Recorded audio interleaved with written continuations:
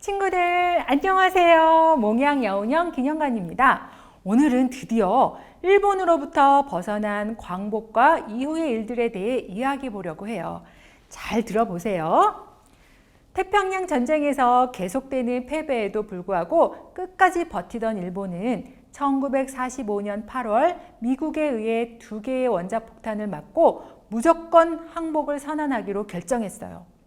일본 천황의 항복선언을 사전에 통보받은 조선 총독부는 전쟁이 끝난 후 식민지 조선에 거주하던 일본인들이 안전하게 일본으로 돌아갈 수 있는 조치를 취하기 시작했어요. 왜 그랬을까요? 일본인들은 무엇을 두려워한 걸까요? 그동안 일본인에 의해 고통당했던 한국인들이 일본의 항복선언 후 일본인에게 보복할 가능성을 걱정했대요. 그래서 가장 좋은 해결책은 한국인들 사이에 신망 있고 영향력 있는 지도자에게 일본인들에 대한 안전 보호를 요청하는 것이라고 생각한 거예요. 그리고 이에 가장 적합한 인물은 여운형 선생님이었던 거예요. 이쯤 되니까 뭔가 한국인으로서 화가 나기도 하지만 똑같은 인간이 될 수는 없으니까 우리 심호흡을 하고 이야기를 이어나갈게요.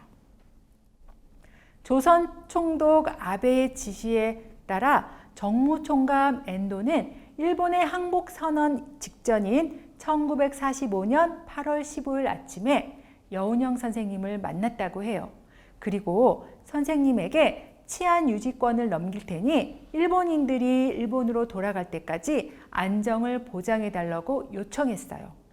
여운형 선생님은 일본이 미워도 전쟁이 끝난 상황에서 일본인들에게 폭력적인 보복을 하는 것은 옳지 않다고 생각하시면서 해방 직후 미리 대처하지 못하면 우리에게도 예상치 못한 혼란이 생길 수 있다고 걱정하셨다고 해요. 그렇다고 순순히 오케이를 할 수는 없잖아요. 그래서 선생님은 정치범의 즉각 석방 등 5가지 조건을 조선 총독부가 수용하는 것을 전제로 이 요청을 받아들이셨대요.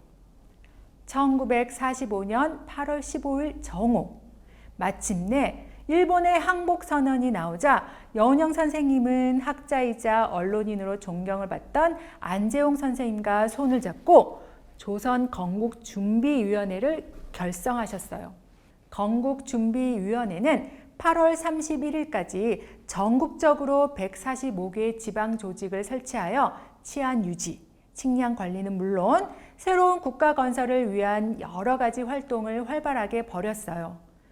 건국준비위원회는 1945년 9월 조선인민공화국이라는 새로운 정부를 만들지만 시작부터 많은 어려움에 부딪혔고 내부 세력들 간의 갈등으로 오래가지는 못했어요. 이후 1945년 12월 모스크바 3상회의와 관련한 잘못된 보도가 조선에 전해지면서 소위 신탁통치 파동이 일어났는데 이 일을 계기로 좌우 갈등이 커지고 여운형 선생님과 같이 중도적이고 대화와 타협을 중시하는 정치인은 설 자리가 없었어요.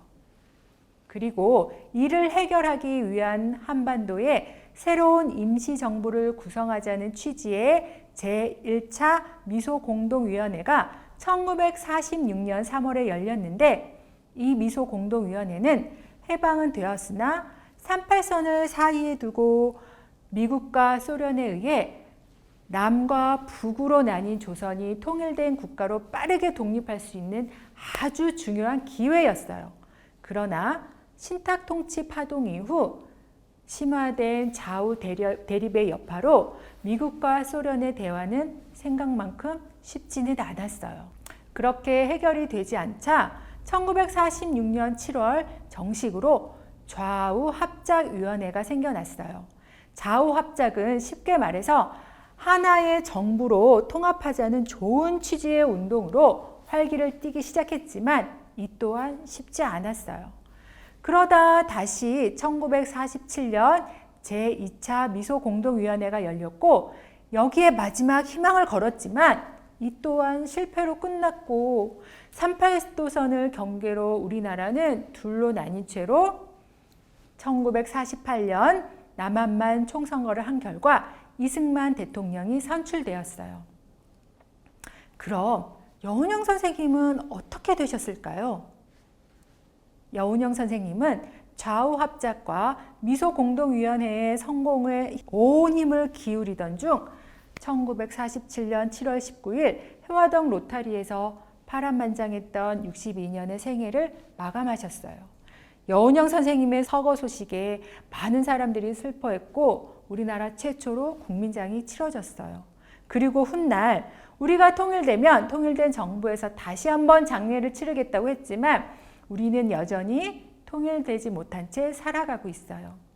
여운형 선생님은 오랫동안 대한민국 사회에서 좌파 정치인으로 규정되어 잊혀진 정치인이었지만 민주사회로 되면서 독립운동의 공을 인정받아 2005년 건국 훈장 대통령상이 수여되었어요. 자, 지금까지 몽양 여운형 선생님에 대해 살펴보았는데 우리 친구들은 어떤가요? 여운형 선생님에 대해 새롭게 알게 된 사실들이 많지 않았나요? 일본의 식민지하에 있던 우리의 근대사는 어렵고 복잡하게 생각되지만 관심을 가지고 차근차근 알아가다 보면 여운형 선생님처럼 뜻밖의 영웅도 만날 수 있답니다.